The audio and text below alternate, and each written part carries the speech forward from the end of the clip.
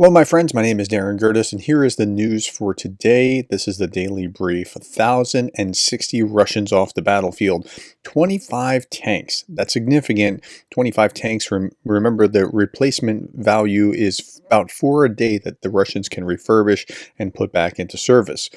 38 armored combat vehicles, 46 artillery pieces, 53 vehicles and fuel tanks. When we look at Andrew Perpetua's list, and again, I don't get into this comprehensively, but it looks like about 3-to-1 Russian losses to Ukrainian losses. That's good. Anything over 3-to-1 is awesome. If you want to see someone who does, a breakdown of this, ATP Geopolitics does an excellent job with that, and I highly recommend it.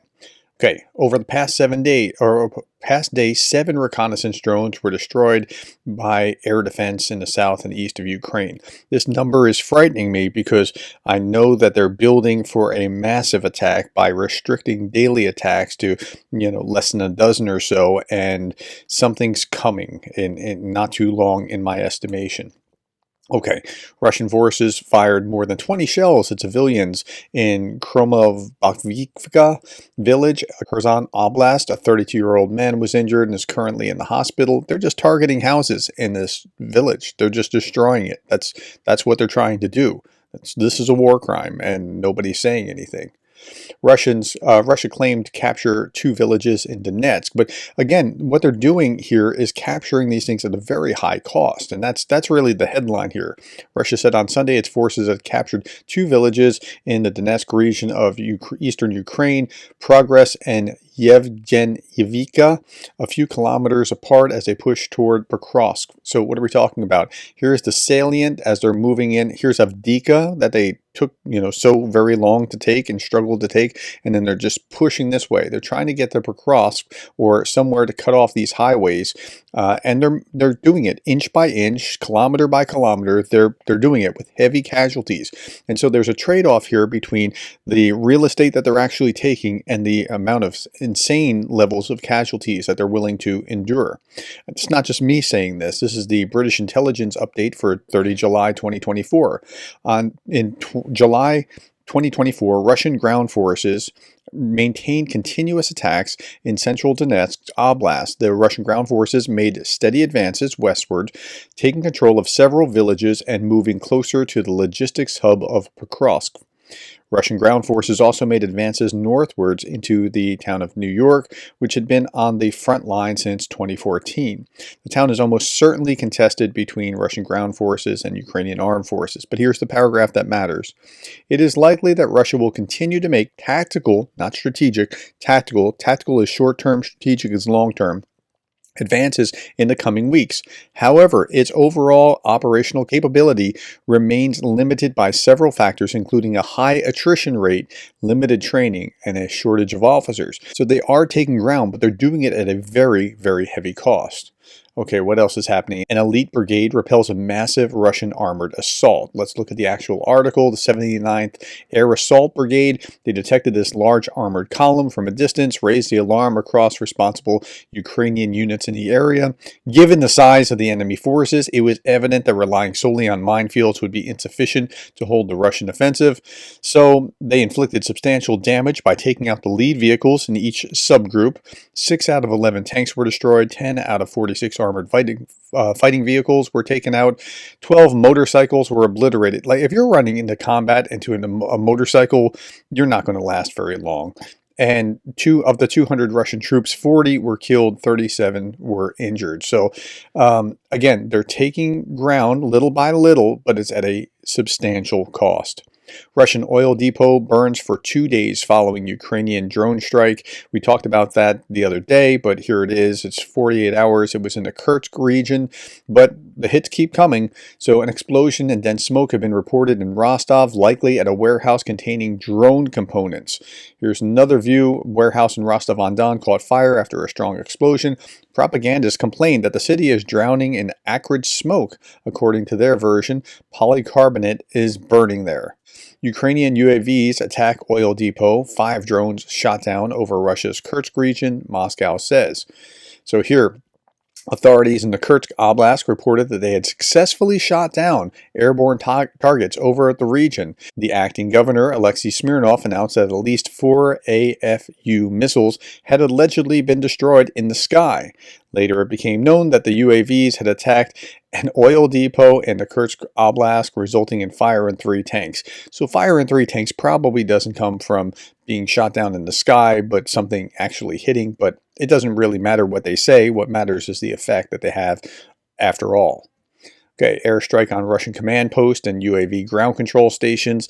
Apparently, like if you watch the video, there's a pretty significant boom there. I'm not showing the video. I'm only showing this picture and the text itself.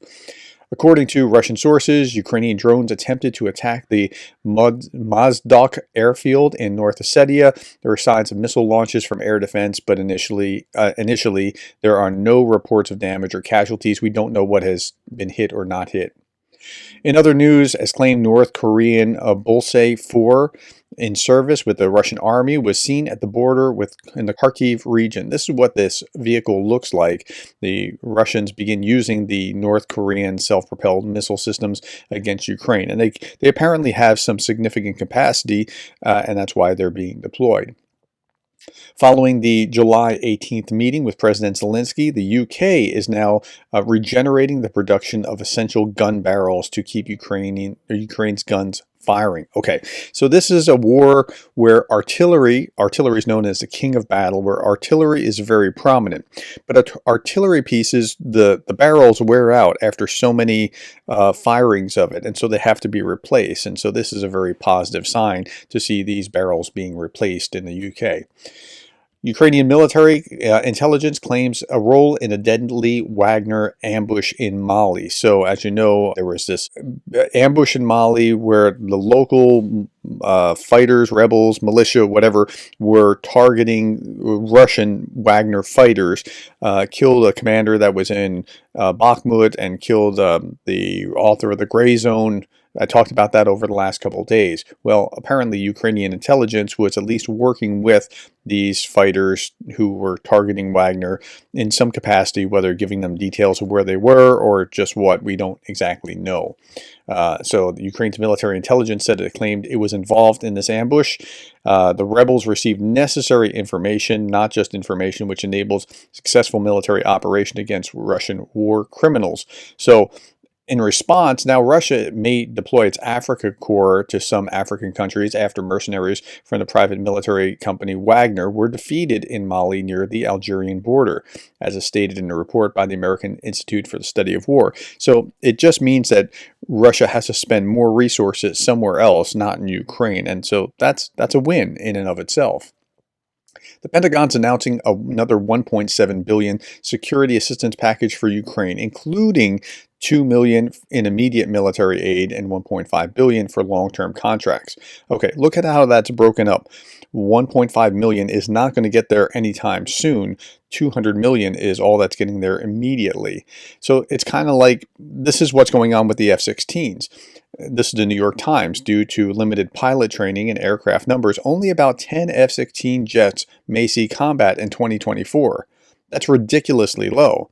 Russia's tactics evolve, targeting air bases. Ukraine adapts with decoys and hopes that F-16s will expand no-fly zones for Russian aircraft. So the F-16s would help push the Russians back from being so close to their border that they can attack quickly and with very little warning.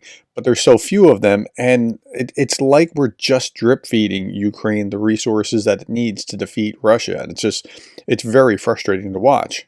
Jason J. Smart wrote this: one of the top managers of the Moscow Stock Exchange, Georgy Chibisov, died after falling from a yacht into a Moscow river. His body was not found for more than a day after a police report was filed. Okay, so we don't know what happened to the guy, but being prominent and in Russia, it tends to be a bad mix. It could have just been, he could have just been drunk and fallen over the edge of the boat, but we just don't know. FPV drones knock out a Russian Supercan reconnaissance drone over the right bank of the Kherson region, Ukraine-controlled side. So here's what the video actually looks like. I find this kind of video, this drone-on-drone warfare, to be absolutely amazing. There it is, and it clipped the wing, and Boom, now he's got a real problem set and he's going down. He's got a parachute, but still, wow. Okay. And then finally, Russian Penza. People dressed as Soviet cartoon character and a gas station logo had a fight. Winner is unknown. Okay. Well, something a little bit lighter to leave us with. All right, my friends, thank you for your time. Thank you for the likes and the shares and the subscribes. And thank you for being the kind of person that cares about Ukraine.